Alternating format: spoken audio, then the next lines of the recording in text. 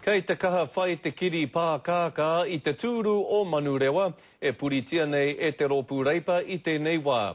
Tokorua ngā Māori ko tahi te mautere kei te whakataetai, kia tū tētahi o rātou hei kaitono mo te rōpū reipa I taua tūru o Tāmaki Makaurau ki te tonga.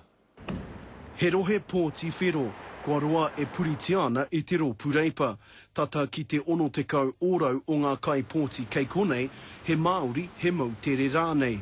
I despair how this government has abandoned the people of Manurewa, the people of South Auckland. He whakapapa nui tō Shane Te Pau ki te rōpū reipa, ko ia tētahi o ngā ringa matau o Dover Samuels I tōna wā.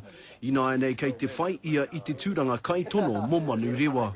Unemployment in Manurewa, in South Auckland, it is at an all-time high, and I think we've got the remedies to deal with that. Kei te whai hoki tēnei mema o mua o reipa I te tūranga o te kai whakataetai. I actually have huge aspirations for the electorate. It's a very young electorate. It's a very Māori Pacific concentrated electorate. I uru te hau tipua nei ki te whare pāremata I te tau 2008. I tū anō ia I te tau I muri mai, engari kāore I eke. Kua wātea te tūru nei I te wehenga atu o George Hawkins. Me te aha kua puta ki te kōrero a te pirihitini o te rōpū, mā te Māori, mā te mau tere rānei, te tūru e kawe. Kei te whai hoki a Jerome Mika, mā ngai uni ana I te tūru. I think it's also important that we have strong, competent and passionate advocates to start advocating on behalf of Manurewa.